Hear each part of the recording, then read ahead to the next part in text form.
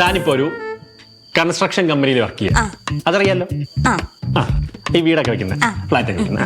അപ്പം അവിടെ വർക്ക് ചെയ്യുന്ന സമയത്ത് തന്നെ ഒരു ക്ലയന്റ് വിളിച്ചിട്ട്, ഞാനാണ് വിളിക്കുന്നത്, എനിക്കൊരു ഫ്ലാറ്റിന്റെ റിക്വയർമെന്റ് ഉണ്ട്, ഞാൻ തന്നെ വിളിച്ചിട്ട് സംസാരിക്കുകയാണ്, എനിക്കൊരു ഫ്ലാറ്റ് ആവശ്യമുണ്ട്. അതായത് താൻ അവിടുത്തെ CRM ആണ്. ഫോണൊക്കെ എടുക്കുന്ന ഫ്രണ്ടിൽ റിസപ്ഷനിസ്റ്റ്. അപ്പൊ ഞാൻ വിളിക്കുകയാണ് തന്നെ, ഞാനാണ് ക്ലയന്റ്. ഓക്കെ, താൻ അവിടെ ഇരിക്കുമ്പോൾ ഞാൻ തന്നെ വിളിച്ചിട്ട് എനിക്കൊരു ഫ്ലാറ്റ് വേണം എന്ന് ഞാൻ പറയുന്നു. അപ്പൊ താൻ എന്നോട് എങ്ങനെ തിരിച്ച് റെസ്പോണ്ട് ചെയ്യും? ആദ്യം ഒരു ഹലോ പറയണം, നമ്മുടെ കമ്പനിയെ കുറിച്ച് പറയണം, പിന്നെ എന്താ പറയാ, പൊളൈറ്റ് ആയിട്ട് സംസാരിക്കണം. Okay, hospitality. അപ്പൊ നമുക്ക് ടെസ്റ്റ് ചെയ്ത് നോക്കാം. സർ, കമ്പനിയുടെ പേരെന്താണ്? അമൽ കൺസ്ട്രക്ഷൻസ്. ഇവിടെ ആണല്ലേ? ഹലോ, ഫോൺ എടുക്കട്ടെ. ഹലോ, നമസ്കാരം, ഞാൻ ജിൻസിയാണ് സംസാരിക്കുന്നത്. അമൽ കൺസ്ട്രക്ഷനിലേക്ക് സ്വാഗതം. ഓക്കെ അല്ലേ സർ? ഓക്കെ. ഹലോ, എനിക്കൊരു വീട് വേണമായിരുന്നേ. സോറി സാർ, നമുക്ക് വീട് അവൈലബിൾ അല്ല. താനെന്തിനാ കട്ട് ചെയ്തേ?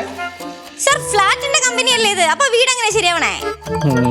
My mistake. ഒന്നുകൂടെ എടുത്തോ. എന്താ പറയണ്ടപ്പോ? ഇതേ കാര്യം തന്നെ ഞാൻ ഫ്ലാറ്റ് ചോദിച്ചോളാം. ഓക്കെ. ഹലോ, നമസ്കാരം, അമൽ കൺസ്ട്രക്ഷൻ. അറിയാം. ഹലോ, എനിക്കൊരു ഫ്ലാറ്റ് വേണമായിരുന്നേ. ഓക്കെ. ലൈക്ക് ഒരു 3 BHK, ഒരു 1400-1600 സ്ക്വയർ ഫീറ്റിനകത്ത്, അത്യാവശ്യം സെമി ഫർണിഷ്ഡോ ആവാം. നമ്മുടെ കവടിയാർ വഴുതക്കട ഒരു സ്ട്രെച്ചിൽ എവിടെയെങ്കിലും, കവടിയാർ ഏരിയയിൽ. Thank you for calling sir. നമുക്ക് ആ ഏരിയയിൽ ഫ്ലാറ്റ് അവൈലബിൾ ആണ് സർ. Thank you. കട്ട് ചെയ്തു. ഒരിക്കലും ഒരു കസ്റ്റമറിന്റെ കോൾ ഇങ്ങനെ കട്ട് ചെയ്ത് ഇവരിങ്ങനെ പറഞ്ഞ് നമുക്ക് ഉണ്ടാവും, അല്ലെങ്കിൽ നാളെ ഒരു കാലത്ത് ഉണ്ടാവുന്ന എന്തെങ്കിലുമൊക്കെ പറഞ്ഞ് കോൾ കട്ട് ചെയ്യാൻ നോക്കണം. അപ്പം ഇല്ലെങ്കിലും ഉണ്ടെന്ന് പറയണം. ഇല്ല, എന്തെങ്കിലും ഉണ്ടാവും പറയണം. ഒന്നുകൂടെ വിളിച്ചോ. ഹലോ, വേണ്ട ഒന്നും വേണ്ട. അപ്പൊ എനിക്ക് ആ വഴുതക്കടയിൽ ഒരു ഫ്ലാറ്റ് വേണമായിരുന്നു. സർ, ഒരു 6 മാസത്തിനുള്ളിൽ നമുക്ക് പുതിയ കൺസ്ട്രക്ഷൻ വരുന്നുണ്ട് സാർ. അവൈലബിലിറ്റി ഉണ്ട് സാറിന്. ഫ്ലാറ്റ് നമുക്ക് റെഡിയാക്കാം സാർ, രജിസ്ട്രേഷൻ റെഡിയാക്കാം. അതിരിക്കട്ടെ സാർ, സാറിന് കാറുണ്ടോ? ഇല്ല, കാറില്ലല്ലേ?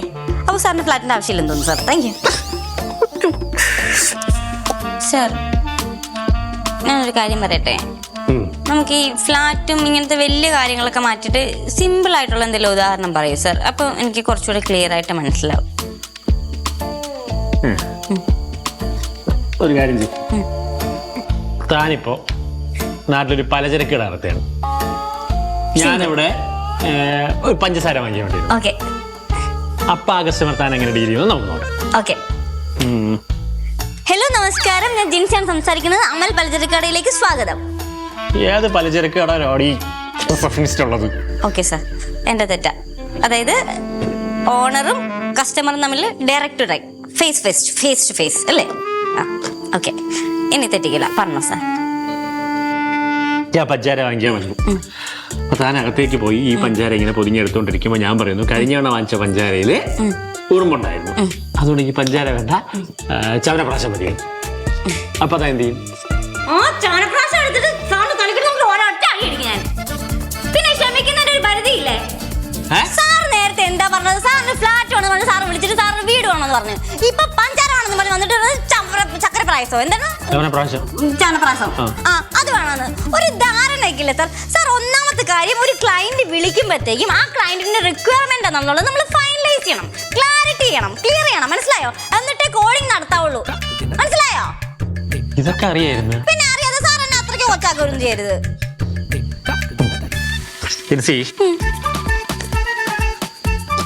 താനിപ്പോ ചെയ്തോണ്ടിരിക്കുന്ന പണിയുണ്ടല്ലോ, ഫോട്ടോസ്റ്റാറ്റ് എടുക്കുക, കോപ്പി പേസ്റ്റ് ചെയ്യുക, ഫയലോട്ട് കൊടുക്കുക, അത് തന്നെ മതിയോ?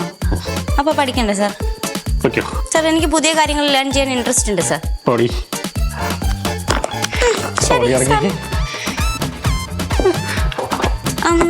സാർ, എനിക്കൊരു ഒറ്റ ഡൗട്ട് ഉണ്ട് സാർ.